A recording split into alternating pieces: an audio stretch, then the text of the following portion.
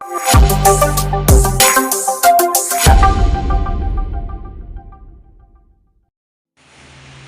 Mass മോട്ടോഴ്സിൽ നിന്നാണ്. ഹീറോൻ്റെ glamour വണ്ടി വർക്കിന് ആയിട്ടുണ്ട്. അത് നല്ല രീതിയിൽ നമുക്ക് അതിൻ്റെ കംപ്ലൈൻറ്റ് എന്ന് പറഞ്ഞാൽ ഫ്രണ്ടും ബാക്കും ബ്രേക്കൊക്കെ സൗണ്ട് ഉണ്ട്, വലിയ കറക്റ്റായിട്ട് കിട്ടുന്നില്ല. എൻജിൻ്റെ അവിടെ നിന്ന് ചെറിയൊരു സൗണ്ട് വ്യത്യാസമുണ്ട്. പിന്നെ ക്ലച്ച് അത്ര പ്രോപ്പറായിട്ട് വർക്കാവുള്ള സെൽഫ് കംപ്ലൈൻറ്റ്, അങ്ങനെ 1-2 പ്രശ്നങ്ങളാണ്. വണ്ടി ഓഫായി പോകുന്ന കംപ്ലൈൻ്റ് ഒക്കെ ഉണ്ട്. അപ്പോൾ നമ്മൾ വണ്ടി ഓടിച്ചു നോക്കുമ്പോൾ ബ്രേക്ക് അത്ര ക്ലിയർ അല്ല, അതേപോലെ ക്ലച്ചിൻ്റെ പ്രശ്നമുണ്ട്. ഓഫായി പോണ കംപ്ലൈൻറ്റ് നമുക്ക് അത്ര അങ്ങോട്ട് ഫീൽ ചെയ്തില്ല. പക്ഷെ എന്നാൽ പോലും നമ്മൾ ഡീറ്റെയിൽ ആയിട്ട് ചെക്ക് ചെയ്യുന്നുണ്ട്, കാർബറേറ്റർ കഴിച്ച് ക്ലിയർ ആയിട്ട് നോക്കണുണ്ട്. നമ്മളതിൻ്റെ ബാക്ക് ബ്രേക്കിൻ്റെ ഭാഗം, ബ്രേക്കിന് 2 കംപ്ലൈൻറ്റ് ഉണ്ട്. അത് നമ്മൾ ബാക്ക് ബ്രേക്ക് നോക്കുമ്പോൾ ബ്രേക്ക് ലൈനർ ഏറെക്കുറെ അതിൻ്റെ കഴിഞ്ഞിട്ടുണ്ട്, തീർന്നതെന്നാണ്. പിന്നെ നമുക്ക് ആ സൗണ്ട് കാണിക്കാനായിട്ടുള്ളൊരു കാരണമുണ്ടല്ലോ, ഈ ഹബിനകത്ത് വന്നേക്കുന്നത് ഈ വന്ന സ്ക്രാച്ചസ് ഉണ്ട്. അപ്പോൾ നമുക്കതൊന്ന് പോളിഷ് ചെയ്തിടാം. അത് ഫ്രണ്ടിലത്തെ ആയാലും ബാക്കിലത്തെ ആയാലും ഹബിന് സ്ക്രാച്ചസ് വന്നിട്ടുണ്ട്. അതെങ്ങനെ വന്നതെന്ന് വെച്ചാൽ ഈ ബ്രേക്ക് ലൈനർ പറഞ്ഞിട്ടുള്ള പൊടി കാര്യങ്ങൾ അതിൻ്റെ ഉള്ളിലുണ്ടാവും. ആ ലൈനറിൻ്റെയും ഈ ഹബിൻ്റെ ഇടയിൽ പൊടി ഇങ്ങനെ വന്നതിൻ്റെ അനുസരിച്ച് നമ്മൾ ഉപയോഗിക്കുമ്പോൾ അതിൻ്റെ ഉള്ളിൽ ഈ പൊടി വന്നിട്ടുണ്ടല്ലോ.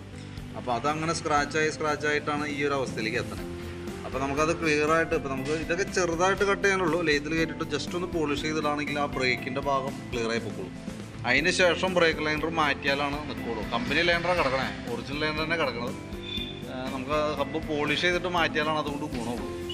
പിന്നെ back brake light, tail light bulb തെളിയുന്നില്ല, അതൊരു പോയിന്റ് പോയിട്ട് ഈ പോകഞ്ഞൊരവസ്ഥയിലാണ്. അപ്പോൾ നമ്മൾ മാറ്റിയിടുന്നുണ്ട്. വീൽ റബ്ബറൊക്കെ നമുക്കിത് മതി. ചെയിൻ നമ്മളൊന്ന് ചെക്ക് ചെയ്യാൻ വേണ്ടി അയച്ചാൽ പുതിയ ചെയിനൊക്കെ കിടക്കണേ, ചെറിയൊരു ലൂസ് ഉണ്ടാകുമ്പോൾ ടൈറ്റ് ചെയ്യാനുള്ളൂ. എയർ ഫിൽറ്റർ നമ്മൾ നോക്കുന്നുണ്ട്. എയർ ഫിൽറ്റർ നമുക്കൊന്ന് ക്ലീൻ ചെയ്ത് കയറ്റിയാൽ മതി, കുഴപ്പമൊന്നുമില്ല. എയർ ഫിൽറ്റർ ഹോൾഡർ ഇതിനകത്ത് ജസ്റ്റ് ഒന്ന് വിട്ട് പോകുന്നതാണ്, അത് തൽക്കാലമൊക്കെ ഒട്ടിച്ച് കയറ്റിയിടാം. എൻജിൻ ഓയിലിൻ്റെ അളവ് നോക്കുമ്പോൾ ഓയിൽ ആകെക്കൂടി ഇത്രയേ ഉള്ളൂ. അതായത് മൈനോട്ടായിട്ട് ഓയിൽ കത്തി പോകുന്നുണ്ട് നമുക്ക്. അതുകൊണ്ടാണ് ശരിക്കും വണ്ടിക്കൊരു പിടുത്തവും കാര്യങ്ങളും വന്നതിൻ്റെ ഒരു റീസൺ മെയിനായിട്ട് അതാണ്. കാരണം ഓയിലില്ല, ലെവൽ കുറവായിട്ടാണ് വണ്ടി ഓടിക്കൊണ്ടിരിക്കുന്നത്. അപ്പോൾ നമുക്ക് ബാക്കിയത്തെ വർക്ക് കംപ്ലീറ്റ് ചെയ്തിട്ട് ഓയിൽ മാറ്റാം. പക്ഷേ എന്നാലും നമ്മൾ ഇടയ്ക്ക് ഒരു 1000 കിലോമീറ്ററൊക്കെ കഴിഞ്ഞാൽ 1000 കിലോമീറ്ററിൽ ഒരു മാസമൊക്കെ ആയി കഴിയുമ്പോൾ നമ്മൾ എഞ്ചിൻ ഓയിലിൻ്റെ ലെവലൊന്ന് നമ്മൾ ചെക്ക് ചെയ്യണം. എത്രത്തോളം കുറഞ്ഞു പോകുന്നുണ്ട് നമ്മളൊന്ന് അറിഞ്ഞിരിക്കണം. കൂടുതലായിട്ട് പ്രോബ്ലം വന്നിട്ടുണ്ടെങ്കിൽ നമുക്ക് ആ സിലിണ്ടർ പിസ്റ്റനുമായി ബന്ധപ്പെട്ട് പറഞ്ഞ കംപ്ലൈൻറ്റ് അത് നോക്കിയിട്ട് അത് ക്ലിയർ ചെയ്ത് ചെയ്യാമെന്നുണ്ടെങ്കിൽ നമ്മൾ ഈ ലെവൽ ഇങ്ങനെ കുറഞ്ഞു കൂടുമ്പോൾ അത് മേജറായിട്ടുള്ള കംപ്ലൈൻറ്റിലേക്ക് പോകുന്നത്. അപ്പോൾ അതൊന്ന് ശ്രദ്ധിച്ചോണം കേട്ടോ. അത് വളരെ ഇമ്പോർട്ടൻ്റ് ആയിട്ട് നോക്കേണ്ട കേസാണ് കേട്ടോ. പിന്നെ കാർബറേറ്റർ ഭാഗം നമ്മളൊന്ന് ക്ലീൻ ചെയ്യാൻ വേണ്ടി അയച്ചായിരുന്നു. കാർബറേറ്റർ സ്ലൈഡറൊക്കെ ശരിക്കും അതിൻ്റെ ഉള്ളിൽ പിടിച്ച് നല്ല രീതിയിൽ ടൈറ്റായിട്ടാണ് ഓടിക്കൊണ്ടിരിക്കുന്നത്. പിന്നെ അതേപോലെ തന്നെ കാർബറേറ്റർ നമ്മൾ ക്ലീൻ ചെയ്യാൻ വേണ്ടി അയക്കുന്ന സമയത്തുണ്ടല്ലോ, കാർബറേറ്റർ ശരിക്കും ഇപ്പോഴത്തെ പെട്രോളിൻ്റെ ഒരു റിയാക്ഷനാണ് ഈ മൊത്തത്തിൽ പ്രോബ്ലംസ് വരാം. നമ്മളിതിനകത്ത് നോക്കുമ്പോൾ ഇതിൻ്റെ ഉള്ളിലൊക്കെ ശരിക്കും ഇതിങ്ങനെ പൂപ്പൽ പിടിച്ച് ഫംഗസ് പിടിച്ചാണ് ഒരു സിറ്റുവേഷൻ അതിൻ്റെ ഉള്ളിൽ. അതായത് ഇപ്പോഴത്തെ പെട്രോൾ അറിയാലോ, എത്ര കൂടെ മിക്സ് ചെയ്തിട്ടുള്ള പെട്രോളാണ് വരാം. അത് ഈ പഴയ മോഡൽ വണ്ടികൾ, കാർബറേറ്റർ മോഡൽ വണ്ടികളിൽ വരുത്തി വയ്ക്കുന്ന കംപ്ലയിൻസുകൾ വളരെ കൂടുതലാണ്. അപ്പോൾ ഇവിടെയൊക്കെ നോക്കുമ്പോൾ ഇവിടെയും വന്നിട്ടുണ്ട്.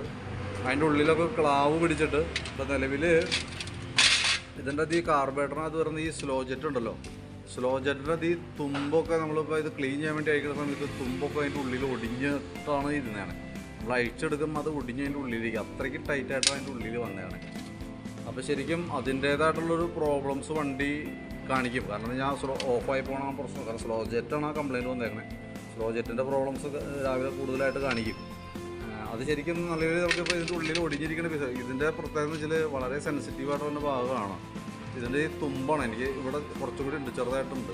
ആ ഭാഗം അതിൻ്റെ ഉള്ളിലിരിക്കുക, ഊരി പോന്നിട്ടില്ല. അവിടെ നമ്മളത് എങ്ങനെ എടുക്കാൻ നോക്കിയാലും, ഇപ്പോൾ ഡ്രിൽ ചെയ്ത് എടുക്കാൻ നോക്കിയാലും എങ്ങനെ എടുക്കാൻ നോക്കിയാലും കാർബറേറ്റർ കംപ്ലയിൻ്റ് ആവും. കാരണം അതിൻ്റെ ആ ഹോള് വലുതാവാനോ ചെറുതാവാനോ പാടില്ല, കാരണം അതിൻ്റെ ഉള്ളിൽ വന്നാൽ പോയി. ഇപ്പോൾ ഡ്രിൽ ചെയ്തെടുക്കുമ്പോൾ സ്വാഭാവികമായിട്ട് അത് അലുമിനിയം ഉള്ളോ, എവിടെയെങ്കിലും ടച്ച് ചെയ്തപ്പോൾ ആ ഹോളിൽ വേരിയേഷൻ വരും. പിന്നെ ട്യൂണിങ് കാര്യങ്ങൾ കിട്ടില്ല, അങ്ങനത്തെ പ്രശ്നമുണ്ട്. ഇപ്പോൾ നിലവിൽ കാർബറേറ്റർ മാറ്റിയാലാണത് 100% കറക്റ്റ് ആവുള്ളൂ. നമ്മളൊന്ന് അഴിക്കാം, ഏതെങ്കിലും മാർഗത്തിൽ കൂടെ ഊരി പോരുമെന്ന് നോക്കാം. നടപടി ആയില്ല എന്നുണ്ടെങ്കിൽ കാർബറേറ്റർ അസംബ്ലി പാടി മാറ്റേണ്ട ഒരു സിറ്റുവേഷനാണ് ഇപ്പോഴത്തെ. മാക്സിമം ഞാൻ ഒന്ന് ട്രൈ ചെയ്ത് നോക്കാം കേട്ടോ. എന്നിട്ട് നമുക്ക് പറ്റില്ല എന്നുണ്ടെങ്കിൽ മാറ്റിയിടേണ്ടി വരും. കാരണം എന്തായാലും കംപ്ലൈൻ്റ് ആണ്. കാരണം എന്ന് വെച്ച് കഴിഞ്ഞാൽ മൊത്തത്തിൽ ഇപ്പോൾ പുതിയ കാർബറേറ്റർ വെച്ചാലും എന്താ പ്രോബ്ലം എന്ന് വെച്ചാൽ നമുക്ക് കിട്ടുന്ന പെട്രോൾ, ഇനിയിപ്പോൾ ഉപയോഗിക്കാൻ കിട്ടുന്ന പെട്രോൾ ഈ സെയിം പെട്രോൾ തന്നെയാണ്. അപ്പോൾ അതിൻ്റെ റിയാക്ഷൻസ് എന്തായാലും ഉണ്ടാവും. അതെല്ലാ വണ്ടികളും ചില കേസിലാണ് കൂടുതൽ വരാം. അപ്പോൾ ഇതിനിപ്പോൾ നല്ല രീതിയിൽ കാണിച്ചിട്ടുണ്ട്, ഇതിൻ്റെ ഉള്ളിലൊക്കെ നല്ല രീതിയിൽ വണ്ടർ പിടിച്ചണ പോലെയൊക്കെയാണ് ഇരിക്കുന്നത് സംഭവം കേട്ടോ. അപ്പോൾ ചിലതിന് കൂടുതലായിട്ട് വന്നിട്ടുണ്ട്, അത് ആ മെറ്റീരിയലിൻ്റെ പ്രത്യേകത ആയിരിക്കാം. ഇപ്പോൾ മാക്സിമം നമുക്ക് ട്രൈ ചെയ്ത് നോക്കാം. നടപടി ആയില്ല എന്നുണ്ടെങ്കിൽ കാർബറേറ്റർ അസംബ്ലിയെ പടി മാറ്റി വയ്ക്കേണ്ടി വരും. ഏകദേശം എനിക്ക് തോന്നുന്നു 3000 താഴെ വിലയുള്ള സംഭവമാണ് ഈ പറയണേ. 2800 സംതിങ് അങ്ങോട്ട് വരുന്നുണ്ട്. അപ്പോൾ മാക്സിമം നമുക്കൊന്ന് ട്രൈ ചെയ്ത് നോക്കാം ഒരു കിട്ടുമെന്ന്. നടപടി ആയില്ലെങ്കിൽ മാറ്റി വയ്ക്കേണ്ടി വരും. കാരണം എന്തെങ്കിലും മൈലേജ് ഷോട്ടും കാര്യങ്ങളൊക്കെ ഉണ്ടാവും എന്തെങ്കിലും. പിന്നെ ഇപ്പോൾ ബാക്കിയത്തെ എന്ത് വർക്ക് ചെയ്താലും ഈ ഓയിലിൻ്റെ ലെവൽ കുറവുള്ളത് കൊണ്ട് എഞ്ചിൻ സംബന്ധമായിട്ടുള്ള മെയിൻ്റനൻസ് എന്തെങ്കിലും വരും കേട്ടോ. അത് ഇന്നലെയും നാളെയും വരും. പക്ഷേ ഇപ്പോഴത്തെ ഈ പ്രോബ്ലംസൊക്കെ റെഡി ആവണമെന്നുണ്ടെങ്കിൽ ഇപ്പോൾ കാർബറേറ്ററൊക്കെ ക്ലീൻ ചെയ്യാനേ മാർഗമുള്ളൂ. ഇപ്പോൾ അഴിക്കുമ്പോഴാണ് ഈ ഒരു കംപ്ലയിൻറ്റ് കാണുന്നത്. ഇപ്പോൾ നടപടി അഴിച്ച് കിട്ടിയില്ല എന്നുണ്ടെങ്കിൽ കാർബറേറ്റർ അസംബ്ലി മാറ്റേണ്ട ഒരു സിറ്റുവേഷനാണ്. ഫ്രണ്ട് ബ്രേക്കിൻ്റെ കേസും നമ്മൾ പിടിക്കുമ്പോൾ നല്ല രീതിയിൽ സൗണ്ട് ഉണ്ട്. അതിൻ്റെ ഹബ്ബും നോക്കിക്കഴിഞ്ഞാൽ അറിയാം. ഇവിടെ ബാക്ക് വീലിനേക്കാളും കൂടുതൽ ഫ്രണ്ട് വീലിലൂടെ ശരിക്കും ഒരഞ്ഞ് പിടിച്ചാണ് ഈ കാണുന്നത്. നല്ല സ്ക്രാച്ചസ് ഉണ്ട്. അപ്പോൾ ഫ്രണ്ടിലത്തെ ലൈനറും അത്യാവശ്യം ആയിട്ടുണ്ട്. അപ്പോൾ ഈ രണ്ട് ഹബ്ബും ഫ്രണ്ടിലത്തെയും ബാക്കിലത്തെയും ഹബ്ബ് ലൈറ്റിൽ കൊടുത്തിട്ട് പോളിഷ് ചെയ്തെടുത്തിട്ട് ലൈനർ പുതിയതിടുക. അപ്പോഴാണ് ബ്രേക്ക് ക്ലിയർ ആവുള്ളൂ. ബ്രേക്ക് കേബിൾ ഫ്രണ്ടിലത്തെ കുഴപ്പമൊന്നുമില്ല. ക്ലച്ചിൻ്റെ കേബിൾ നമുക്കൊന്ന് മാറ്റിയിടേണ്ടി വരും കേട്ടോ. കാരണം കേബിൾ ലോഡാവുന്നുണ്ട്. നമ്മളെങ്ങനെ സെറ്റ് ചെയ്യുമ്പോൾ കുറച്ച് കഴിയുമ്പോഴത്തേക്ക് ടൈറ്റ് കാണിക്കുന്നുണ്ട്. ആ കേബിൾ കറക്റ്റ് അല്ലാണ്ടാണ് കേട്ടോ. ഔട്ടർ വലിച്ചിലുണ്ട്. പിന്നെ ഫ്രണ്ട് ടയറിൻ്റെ ഈ സൈഡ് തേമാനമുണ്ട്. അത് നമുക്ക് ടയറിൻ്റെ പ്രശ്നമായിരിക്കും. കാരണം കോൺസെപ്റ്റ് കാര്യങ്ങൾ നമ്മൾ നോക്കി, വേറെ കംപ്ലയിൻ്റ് ഇല്ല. അത് നമുക്ക് തൽക്കാലം എയറൊക്കെ അടിച്ച് ക്ലിയർ ചെയ്ത് തരാം. എയറൊക്കെ കറക്റ്റ് ചെയ്തിട്ട് റെഡിയാക്കി തരാം. സ്പാർക്ക് പ്ലഗ് നമ്മളൊന്ന് ക്ലീൻ ചെയ്ത് വരുന്നുണ്ട്, റീസെറ്റ് ചെയ്യുന്നുണ്ട്. അത്യാവശ്യം ഇതിനകത്ത് നോക്കുമ്പോൾ മൈലേജുമായി ബന്ധപ്പെട്ടൊക്കെ കാണിക്കുന്നുണ്ട്. കാരണം ഗോൾഡൻ ഷെയ്ഡിലിരിക്കണേ എൻ്റെ ടോപ്പ് സൈഡ്. പിന്നെ ബാറ്ററി നമ്മൾ ചെക്ക് ചെയ്യുന്നുണ്ട്. സെൽഫ് കംപ്ലൈൻ്റ് ആണ്. ബാറ്ററി നമ്മൾ നോക്കുന്ന സമയത്ത് 2020 ബാറ്ററിയാണ് ഇതിന് ഇരിക്കുന്നത്.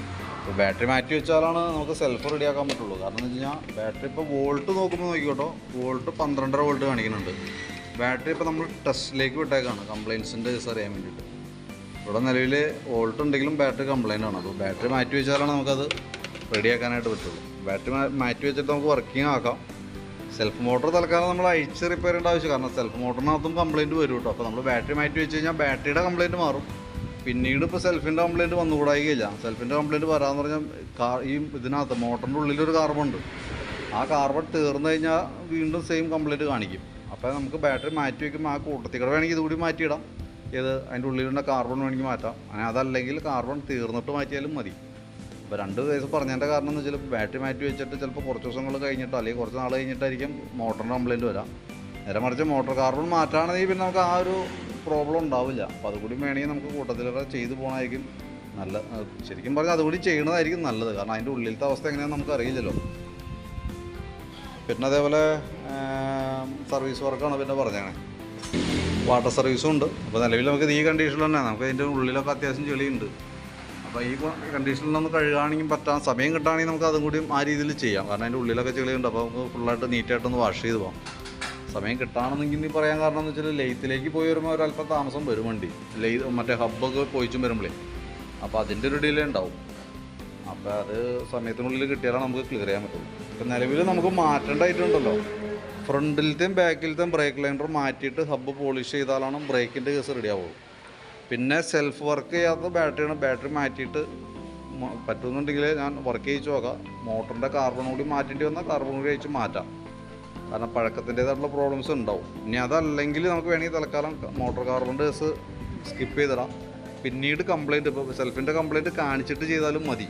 ഞങ്ങളുടെ സജഷൻ പറയാൻ കാരണം എന്ന് വെച്ചാൽ മോട്ടർ അഴിച്ച കാർബൺ മാറുമ്പോൾ ഏകദേശം നമുക്കൊരു 500 അതുമ്പോൾ മാറുന്ന കേസാണ്. 490 അങ്ങനെ വരും. റിപ്പയറിങ് അതെല്ലാം കൂടി വരും. അപ്പോൾ വേണമെങ്കിൽ ആ രീതിയിൽ ചെയ്താൽ മതി. പക്ഷേ പിന്നീട് സെൽഫ് കംപ്ലയിൻറ്റ് വരുമ്പോൾ നമ്മുടെ ശ്രദ്ധയിൽ പെട്ടില്ല എന്ന് പറയുന്നത് ഞാൻ അതുകൊണ്ട് എടുത്ത് പറയാനുണ്ട്. പിന്നെ അതേപോലെ എഞ്ചിൻ ഓയിൽ മാറ്റാം. ഫ്രണ്ടിലത്തെ പറഞ്ഞ പോലെ ലൈനർ കാര്യങ്ങൾ മാറ്റിയിട്ട് ഹബ്ബ് പോളിഷ് ചെയ്തിടുക. എഞ്ചിൻ ഓയിൽ മാറ്റാം. കാർബറേറ്റർ പറഞ്ഞ പോലെ ക്ലീൻ ചെയ്തിട്ട് കിട്ടി നടപടി ആയില്ല എന്നുണ്ടെങ്കിൽ കാർബറേറ്റർ അസംബ്ലി മാറ്റേണ്ടതായിട്ട് വന്നേക്കൂട്ടോ. അതേപോലെ ക്ലച്ച് കേബിൾ കാർബറേറ്റർ അസംബ്ലി മാറ്റേണ്ടി വന്നാൽ കൂട്ടത്തിക്കടെ ആക്സിലേറ്റർ കേബിളും കൂടി മാറ്റിയിട്ട് വേണം നമുക്ക് സെറ്റ് ചെയ്യാനായിട്ട്. അതേപോലെ ക്ലച്ച് കേബിൾ ഇത്ര ഐറ്റം ഉൾപ്പെടുത്തിയിട്ട് ഞാൻ എൻ്റെ ഏകദേശം ഒരു എസ്റ്റിമേറ്റ് ഇടാം. അപ്പോൾ നോക്കിയിട്ടൊന്ന് റിപ്ലൈ ഇടാം. അതനുസരിച്ച് നമുക്ക് വർക്ക് കംപ്ലീറ്റ് ചെയ്യാം. ഓക്കെ.